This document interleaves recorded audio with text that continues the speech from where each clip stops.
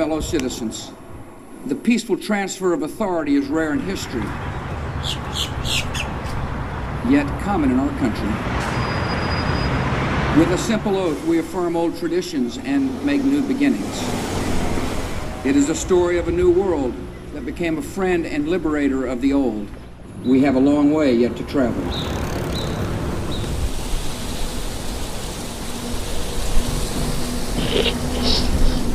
Allegations of improprieties involving thousands of ballots, especially in Palm Beach County. Support Florida law! Support Florida law! I'm not sure which one I voted for now. What they're doing now is illegal and a lie. Let's go back to Palm Beach County and what's happening there.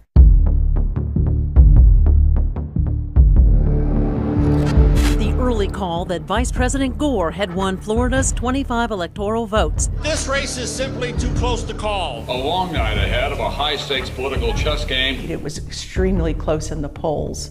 I realized there was a problem. I believe I lost my vote. Whoa, I lost my vote. There's something wrong with the ballots here. What the networks give us, the networks take it away.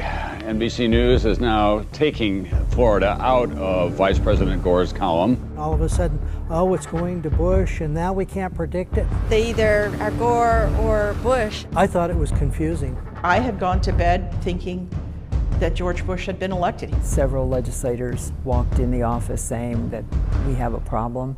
Someone else got my vote. They want the right vote cast. That's all they're asking for. And then the phone started ringing. It was like a perfect storm for an election. West Palm Beach, laughing stock of the world! 19,000 votes are just trashed. I want Bush to be president, but it needs to be legitimate. Every vote counts. I think I was misled. It's too close. How long did the death threats continue for? Years. Dare vote the American way! And sometimes our differences run so deep, it seems we share a continent, but not a country. Arguments before Florida's Supreme Court. Shall immediately begin a manual recount. I mean, this thing is just a disaster. They're recounting, they're doing this, they're doing that. The hanging Chad thing was, you know, in the one famous picture of the guy looking with a huge eye through the magnifying glass. The story goes on, and an angel still rides in the whirlwind and directs this storm. God bless you all, and God bless America.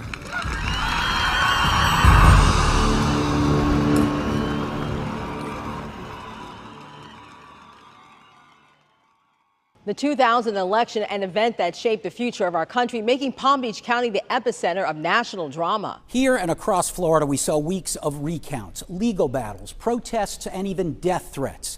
The fallout would have major impacts on elections in the future. 25 years later, we peel back the layers of that tumultuous election that reshaped history, and for 36 days left our nation and the presidency hanging in the balance.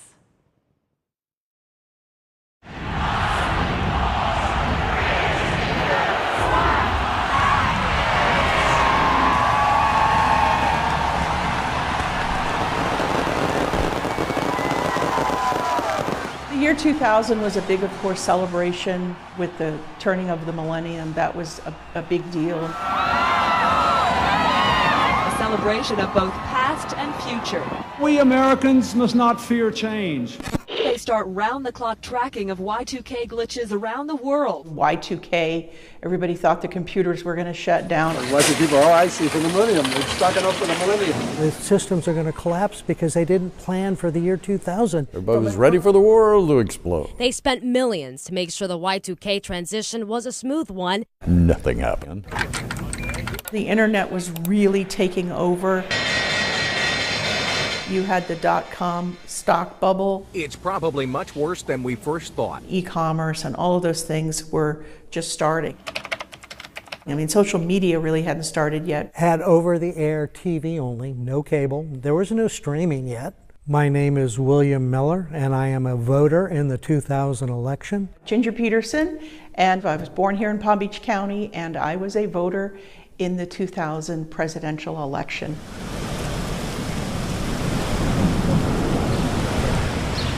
It was a quiet, somewhat quiet year. It was a presidential year, so we were busy. We had our big elections in the spring.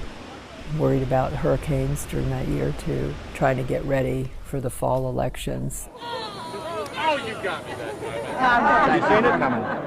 Get ready. The two candidates, people kind of viewed very much the same way.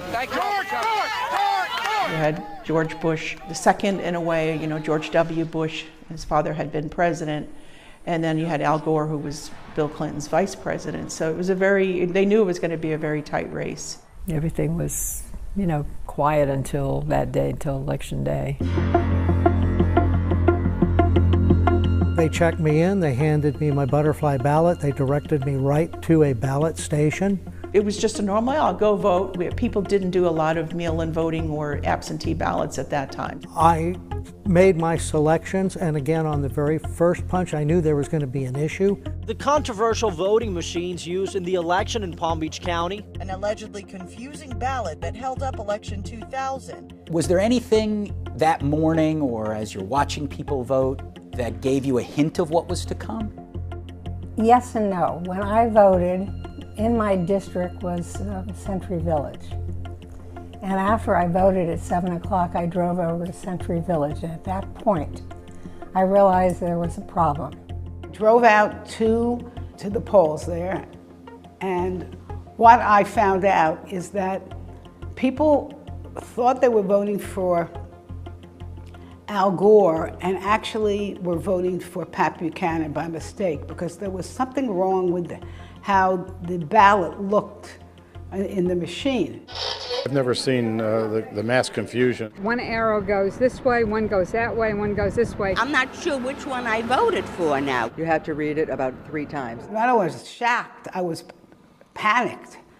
I started making all kinds of calls. I called the supervisor of elections, I called the Democratic Party. I mean, I called everybody I could think of to say there was something wrong with the ballot. And the phone started ringing that people said that they thought they made a mistake in voting.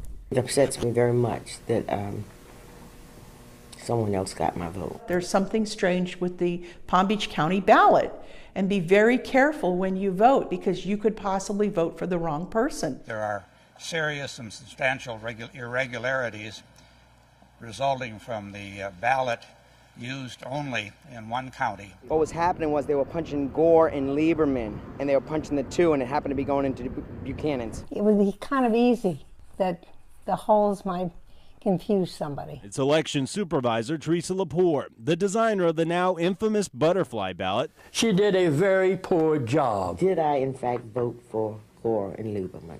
Buchanan ended up with 3 times more votes in Palm Beach than in any other county. But no one in Palm Beach County is for Pat Buchanan. It was all wrong, and a recount's not going to matter. I thought that almost immediately it was very poorly designed. If we tried to squeeze them all on one page, the type style, the font would be very small, and then they'd be complaining because they couldn't read it. So we're just trying to, do the best we can for the voters. There's a ballot that has been used before in Florida elections. It is a ballot that was approved by an elected Democratic official. I mean, there's hundreds of thousands of people in Palm Beach County who got it right, and they didn't have a problem with it. You couldn't script a more interesting or dysfunctional scenario. It would just be a tragedy if the national election is determined by confusion at the ballot box. Sorry. I'm Teresa Lepore, former supervisor of elections for Palm Beach County and supervisor of elections during the 2000 election. Tell me about the tears.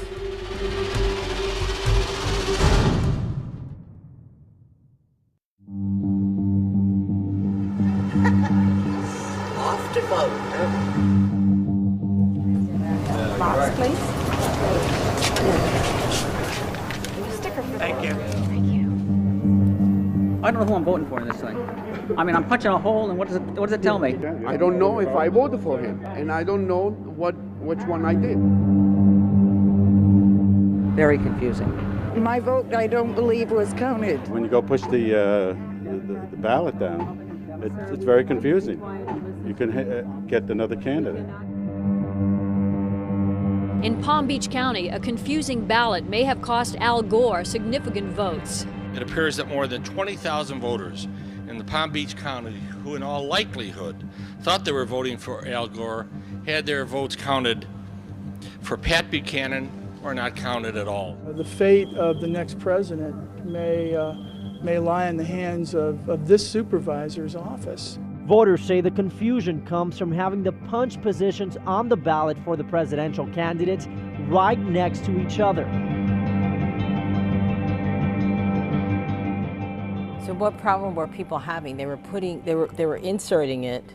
They inserted it into the machine, and apparently they weren't paying attention which hole they were punching, and a lot of them voted for punch the hole where the Buchanan name was instead of Bush or Gore's name, which was around that same area.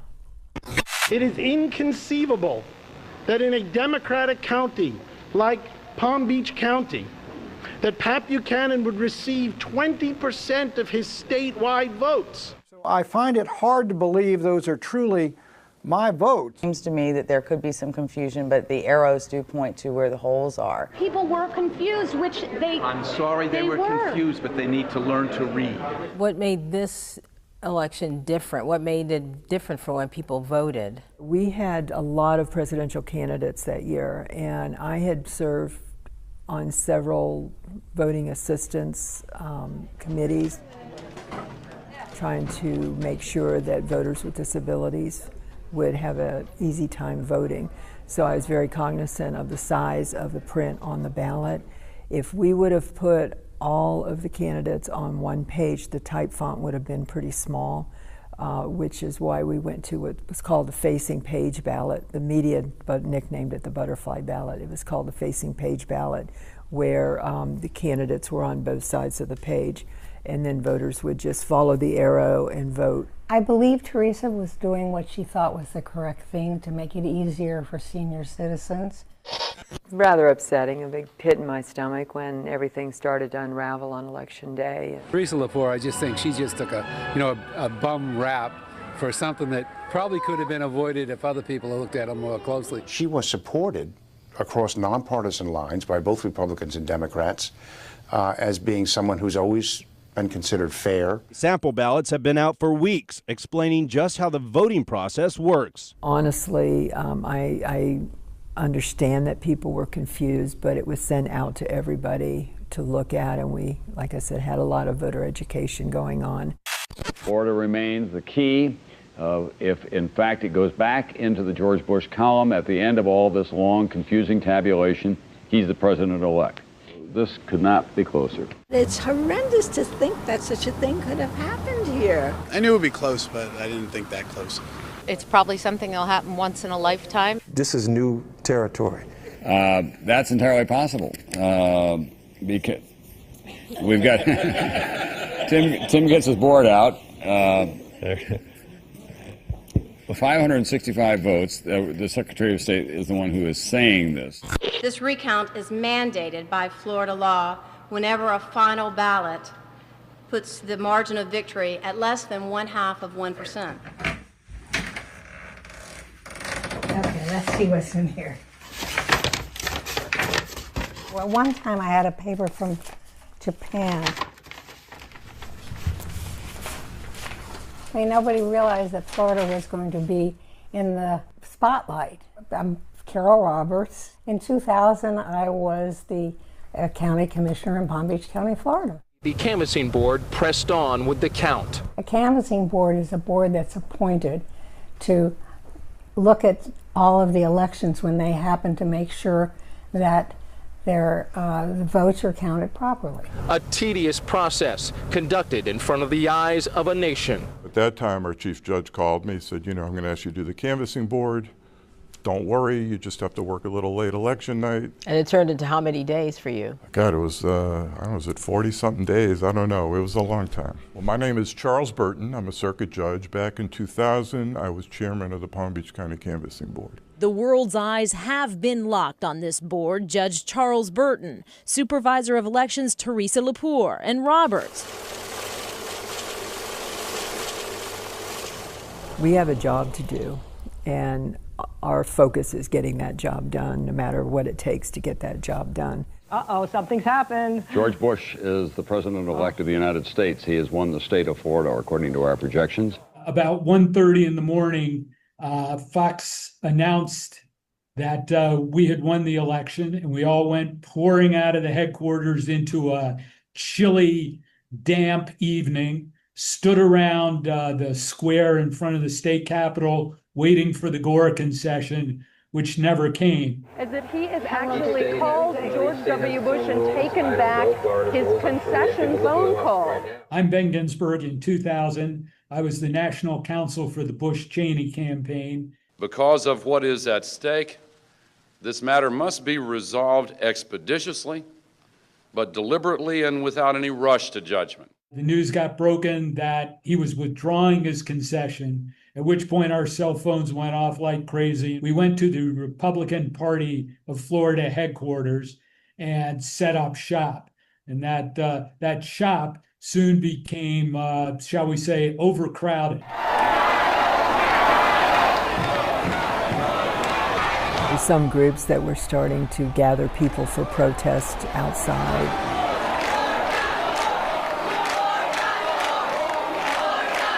It was mind-boggling that many people materialized within 24 hours, including, that night we had lawyers from all across the country. There were a sea of attorneys for both camps. The whole world is now watching to see what happens here.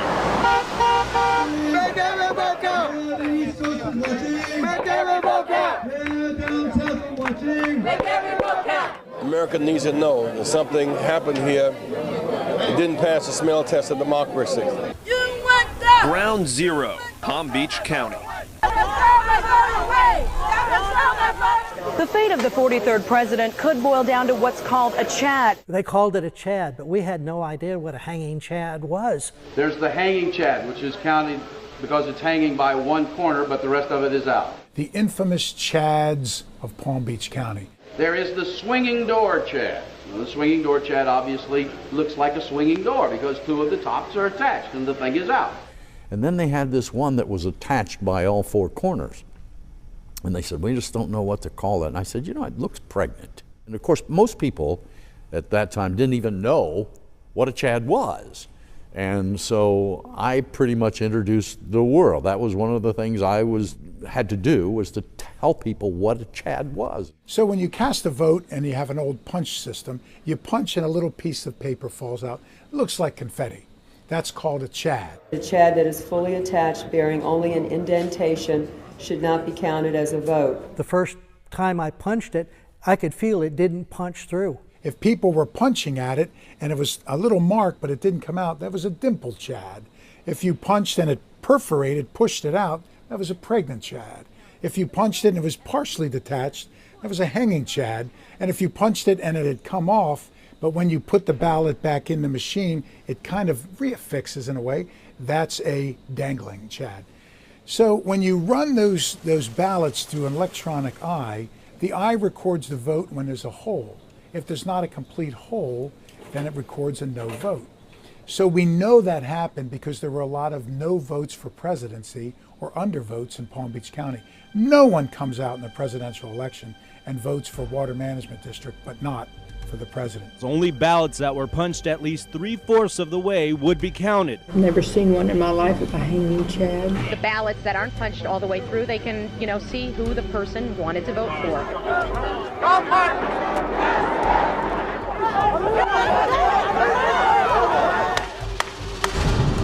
Community leaders are calling for the swift removal of Palm Beach County Supervisor of Elections Teresa Lepore. She did not do a job fair and square. Harassing phone calls and email. Death threats from around the country.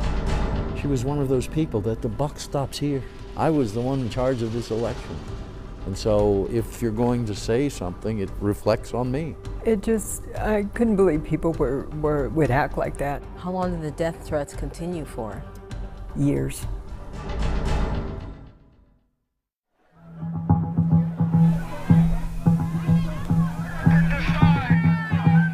It was scary. Security was very, very tight. You had this group, you had that group, media from all around the world showed up. A lot of the times, I don't know if the media ever really knew it, but we had snipers on the roof of the building because of all the stuff that was going on, just in case something happened. The FBI confiscated about 20,000 of my emails. Most of them were death threats. In answer to your question, yes, I was a little bit alarmed. My husband was more than a little bit alarmed. This board conduct a manual recount of all the ballots for the presidential election for the year 2000. You were certainly a lightning rod for both praise and criticism. Yes. You have a binding opinion from the Division of Elections. What happens? Do we go to jail? Because I'm willing to go to jail. No, I just felt that it... Yes, I remember saying that. Did you ever feel that your personal safety was at risk at any time? The night of the election, when we started the canvassing board, when I went home about 2 or 3 in the morning, my telephone answering system was blinking itself out of existence. And I started to listen, and almost all of them were death threats from around the country. She has a sheriff's deputy posted by her side. I was starting to drive away, and the crowds just surrounded my car and started jumping on the car and acting like animals. Harassing phone calls and email. The person who was affected the most was Teresa. She was so stressed about what was going on and she had been getting threats and she'd been getting terrible phone calls. Yes, that night when I went into the garage to get my car with the sheriff's escort, all 4 tires had nails in them. How long did the death threats continue for? Years, yeah. To this day, I mean, there are things that I do that come from that, like 99.9% of the time I back into a parking place so I can get out easy if I need to. I don't take the same route twice. Tell me about the tears. Was it because you were so concerned for your safety, or you just couldn't believe that people were doing this? I couldn't believe people would act like that. And to be honest, if that happened today, I don't know what could have happened with today's climate. I can't even imagine. To be honest with you, I had a job to do and my focus was on the job, and that was something I could deal with later. It grew to a huge number of people from all over the world, basically. I saw some people recounting the votes and everything, and it looked really cool. And our parents requested the footage of all the election and all the media for Christmas when we go home. TV reporters lined up for live shots. History in the making.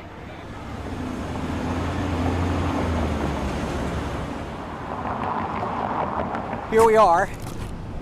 It's a little bit quieter on this morning, but right behind those windows, that's where the election supervisor was working and her entire staff. And this is where you and I were many nights, not only on election night, but nights afterward as well. Yeah, on election night, I was sent here because I was told that Teresa Lepore was still here.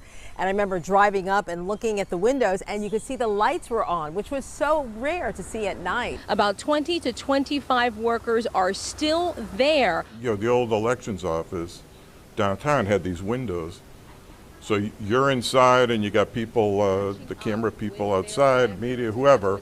You're like sitting in a fishbowl, you know. And you and I were here many nights afterwards, reporting on the day's events because things changed from hour to hour. We tried to give as much update as we could, or which took time out of what we were doing because we had to stop everything. Everything inside had to stop, all the counting and everything, when we went outside to talk to the media. There was almost an unsaid agreement that the people who were, protesting or campaigning for their particular candidate wouldn't bother you while you were doing your live shot. They would be right behind you holding the sign of who they wanted to win, but I don't recall ever being bothered in the middle of a live shot. No, they were just standing very close with the posters. I can remember a few posters kind of brushing my shoulder or something. This is where all of the reporters from all over the country and all over the world were set up, right? Yeah, I remember this was like my spot right here.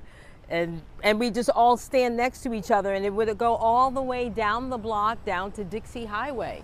There were so many of us. When we would stand next to each other and report, our elbows would touch because there were so many of us.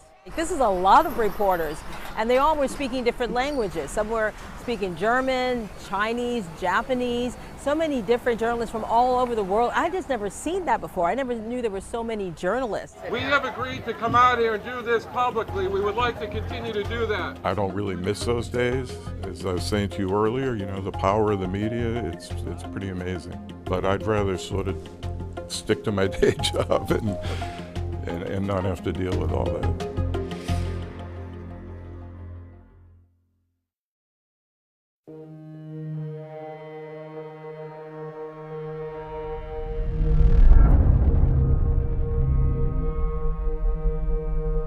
As we work to conclude this election, we should be guided by three principles. This process must be fair, this process must be accurate, and this process must be final. What is at stake here is not who wins and who loses in a contest for the presidency, but how we honor our Constitution and make sure that our democracy works as our founders intended it to work.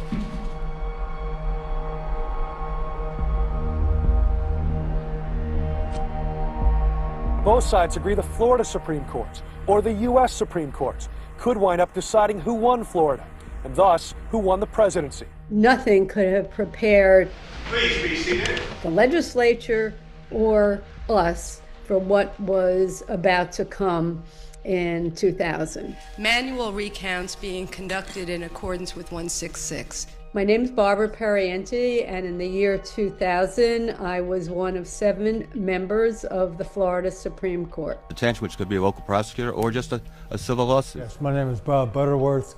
During the election, I was the Attorney General of the state of Florida.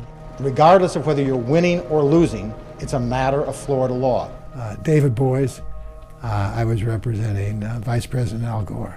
Of course, I can't talk about internal deliberations, but what I can say is the very first opinion that we issued almost immediately after receiving the lawsuit was unanimous, which was we extended the time for the counting of the ballots. I think we're going to have to wait and see what the recount, the first phase of this, the recount brings. The second opinion that was the significant opinion that went up to the United States Supreme Court was one where we had ordered a recount in all the counties where the undervote had not been recorded. That is, votes that had been cast, but the machines had not registered a vote. And the 4-member majority felt that was important to go with the concept that every vote, legitimate vote that was cast, should be counted.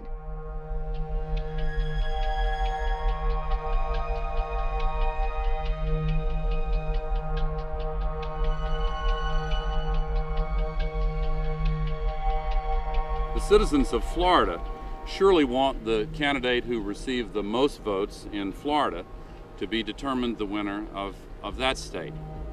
That's why I'm very pleased that the hand counts are continuing.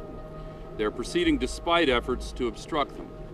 And that is why the decision just announced by the Florida Supreme Court, preventing the Florida Secretary of State from certifying the election results tomorrow, is so important. Like most recounts I had been in, I expected that there would be a few days of intense activity and then it would fade away and it would be pretty obvious that one side or the other won. But of course, it just kept on getting crazier and crazier.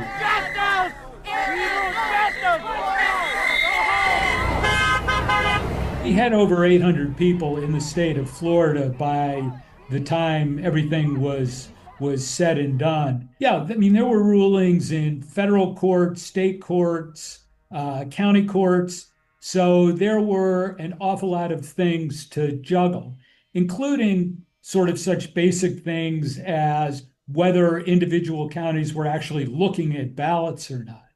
So we had to scramble people not only to handle all the judicial proceedings, of which there were many, but also to staff up the recounts of some of the ballots in the 4 counties.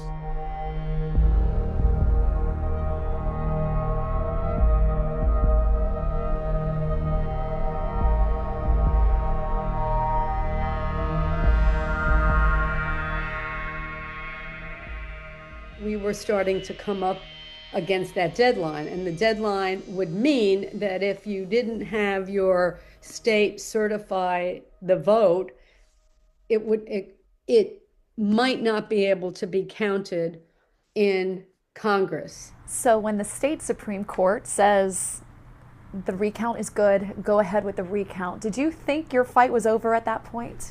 I thought it was over a couple of times Saturday morning. And by Saturday noon, they were through about 40%, 50% of the vote count. And it was clear it was going to get finished in a day or two.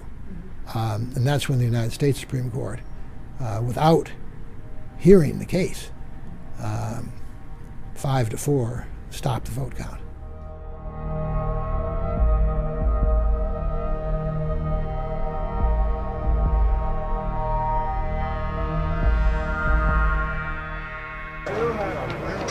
Out-of-breath reporters scrambled out with the Supreme Court ruling that Florida's hand recount was not just unfair, but unconstitutional.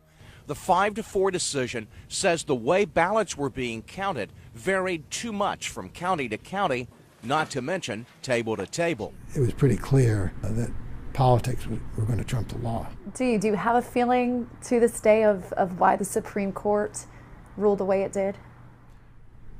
Well, I think that if you look at the 5 Republican justices that ruled the way they did, stopped the vote counting before there'd been a hearing, and then refused to let the Florida Supreme Court continue the vote counting after the Supreme Court decision. I think they were determined to end the process. It's difficult when you see the Supreme Court basically picked the president, because that's not their job.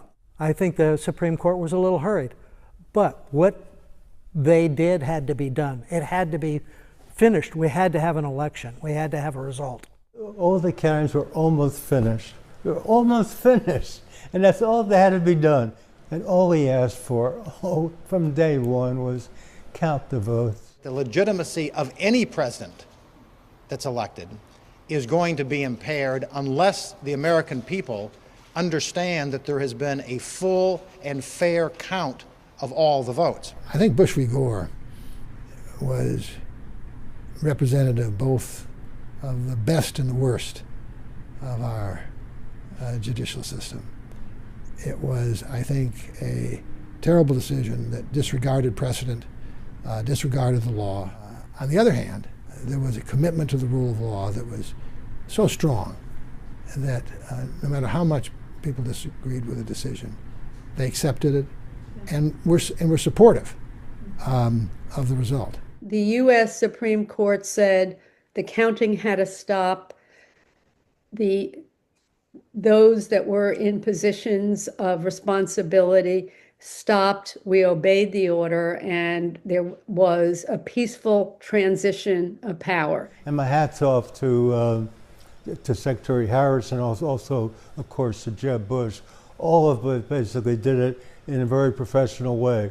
We wanted to make sure that with the vote, when it's finally over, is the vote of the people that voted in the state of Florida, period.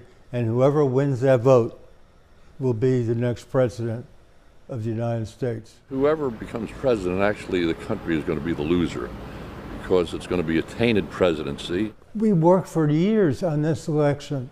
We tried our best to make sure our candidate, whether it be Bush or Gore, wins the election. And here we are. Here we are, supposedly the freest country in the world. And the Supreme Court, by one decision, by one vote, 5-4, decides who our president's going to be. A quarter century afterwards. I just can't believe this. I still can't believe it. And I think 25 years later, that lesson about the rule of law and the importance of voting remains probably more powerful than ever. For anyone that doesn't think your vote doesn't count, think of the fact that the presidential election in Florida was determined by just a few hundred votes.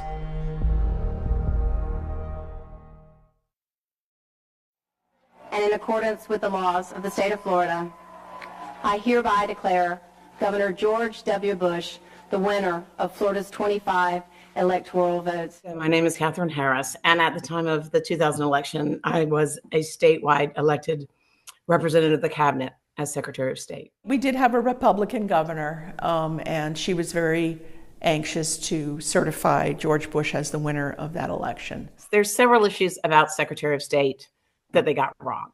One, Secretary of State is elected statewide, not appointed.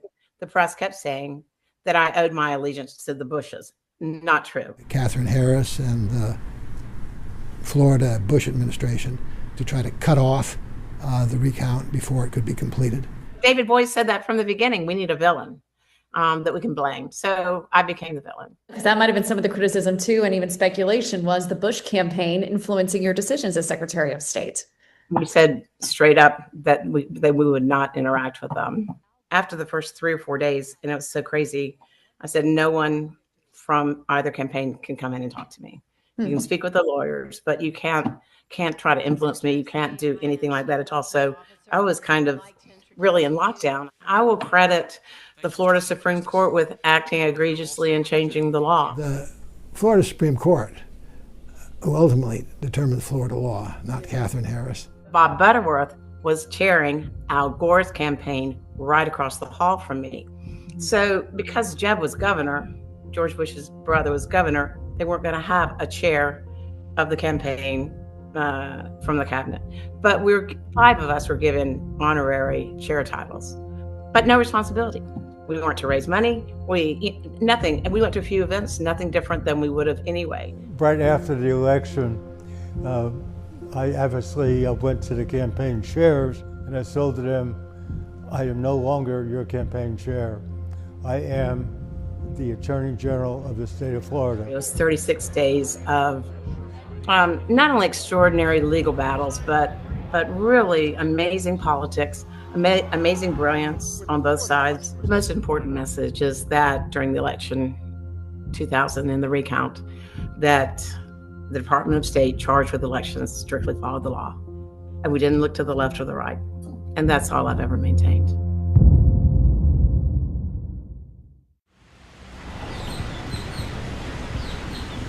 Each state has electors, and they cast their votes winner take all. In the year 2000, we had a doozy of an election. Everything came down to Florida, and in Florida it came down to Palm Beach County. What they did is they had a butterfly ballot. They voted here, they kicked that vote for Gore. That wasn't a vote for Gore. It was a vote for who? Buchanan. Robert Watson, distinguished professor of history. I knew that it was big and it was important. 271 to 266. You can't get closer than that. Year 2000, were any of you born? No. What years were you born? 2004. What did you think of before today when you thought of that election? Did you know anything about it? No. Really? No. I gave my students the butterfly ballot because they were all snickering, old people in Florida. So I gave it to a class of about 30 students, and 3 of them messed it up. I was thinking about how confusing the ballots were. Yeah. Like, why did no one think that setup was odd? It just needs to be as simple as possible. One of the many, many intriguing stories of 2000 is in Palm Beach County, we had undervotes. That means people didn't vote for president. The Gore campaign was suing, saying we need hand recounts. The Bush campaign was suing, saying we don't want recounts. You couldn't script a more interesting or dysfunctional scenario. The U.S. Supreme Court said what? End it. Bush is the winner. So that was the 2000 election. I definitely don't think we got it right, honestly. Whether it would have come out the same way, I don't know, but I definitely think there's a lot of votes that were never counted. Honestly, it just kind of boils down to me that the Electoral College is really out of date. And I think it's crazy that because of the overvotes and undervotes, you wouldn't actually know who actually won the 2000 election. Like, it's something that will kind of remain a mystery forever. Do you think it's important to learn about the 2000 election? I do. Definitely. Yeah, why do you think so? It changes perspectives about voting and about your vote actually counts. Like, it's not the same as everyone thinks, like, oh, it doesn't matter if I go or not. Like, it matters. It does. And I think the 2000 election was the prime example of this. Voting is better than not voting. It's better to get your opinion out there, even if it doesn't go the way you expect it to go. I think it doesn't change, like, the fact that I'm obviously still going to vote, and I do believe my vote counts, but I think, like, people who don't believe their vote counts, I understand why they would feel that way. You would have thought from the 2000s to 2025, things might have, like, changed and grow, but honestly, I don't think they have grown that much. If the 2000 election debacle happened today, I fear there would be riots. I think one of the few positives that come out of the 2000 election was Al Gore's concession speech. And I call on all Americans, I particularly urge all who stood with us to unite behind our next president. So let's come together, let's trust the process. He gave what I thought was one of the most civil and respectful concession speeches. Let there be no doubt, while I strongly disagree with the court's decision, I accept it. The outcome of Florida's contested election would determine the next president. Counting votes. Did you come up with the time? Who did you have that? This one I did, because you hope in some way that your words and work just add a teaspoon to this ocean of information out there about we need to be better, we need to do a better job. Florida used to be the big swing state, but over the last couple of years it's become a solidly Republican state. Whoops. I have a great amount of trust in our election system, having studied it. Typically the people that rant and scream and say it's fixed, it's broken, it's fraudulent, it's fake, they haven't spent a day studying the system.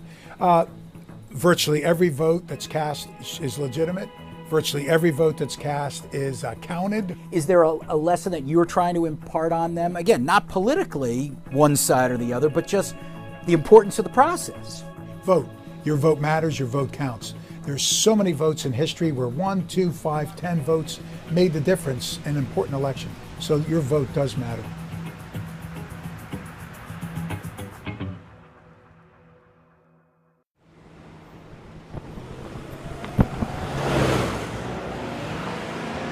He's checking to make sure that seal number hasn't been changed. In my view, you don't trust what you can't see.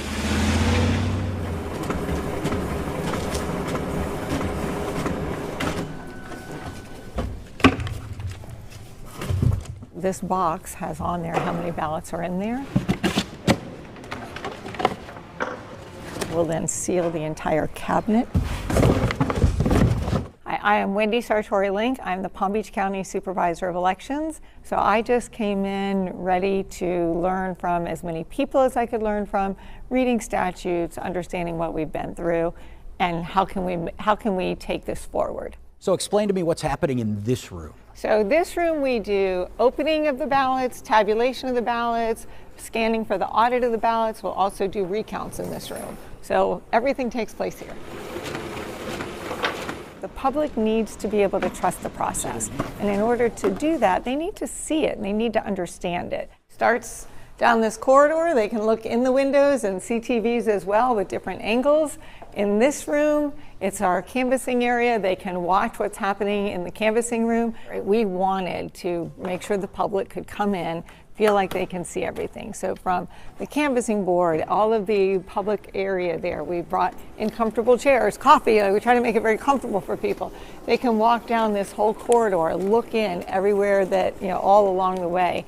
And if they feel like they can't see everything as much as they want, there's cameras everywhere. And so the public can also watch it on TV right as they're looking through the window at the same time. And as we were trying to rebuild Florida and Palm Beach County into an area that people could be proud of voting here and feel good about the results, one of the things we said was we have to change the way we look at everything. You also have here in the building a history of elections in Palm Beach County, and here it is. Right. We thought it would be important for people to see where we came from. I think I was just looking at it saying, I can't believe that our country is in this a time where we are so uncertain, because that's just not been how it's existed in the past.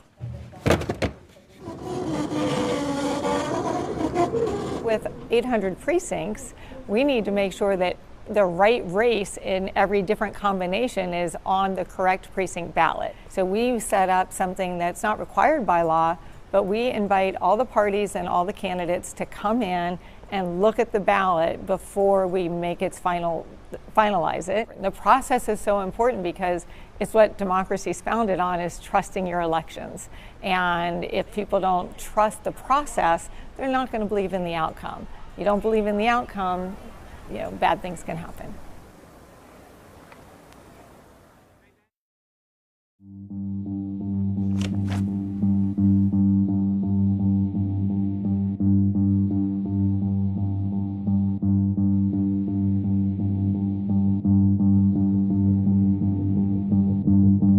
If you could go back in time, what would you change? I would have tried to wait another year to get appointed. No, I don't know. Listen, I think a lot of the lawsuits slowed us down. I think, a lot of arguing over, they wanted to put on hearings on whether the punch card thing's getting blocked, and they could, all kinds of stuff that was just a waste of time. I mean, obviously, we would have liked to conclude that recount.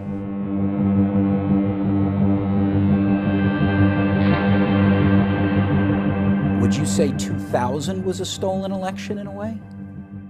I would say that probably the 2000 election was, the Supreme Court chose the winners. When they told Florida they couldn't continue, the Florida Supreme Court, that they could not continue their charge to look into this, because it was Florida that was going to be the deciding factor. So I do believe it was selected rather than elected. I mean, nobody realized that Florida was going to be in the spotlight. So yes, every vote counts. And if you don't use your right, you may lose it.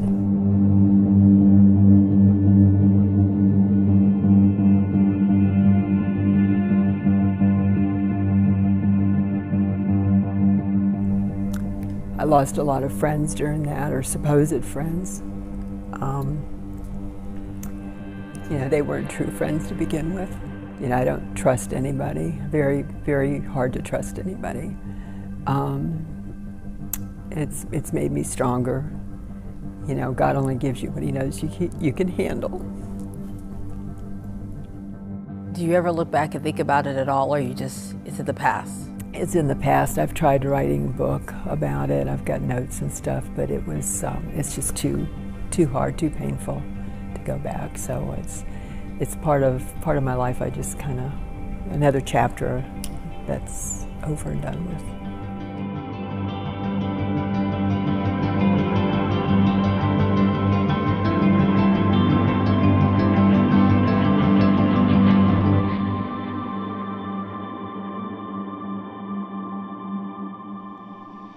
Now the political struggle is over, and we turn again to the unending struggle for the common good of all Americans and for those multitudes around the world who look to us for leadership in the cause of freedom.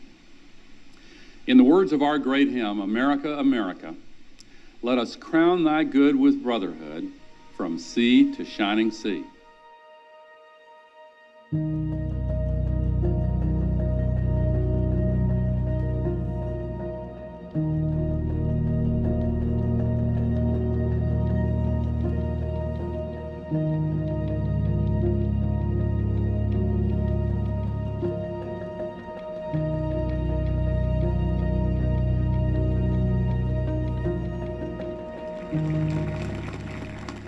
I am honored and humbled to stand here where so many of America's leaders have come before me, and so many will follow.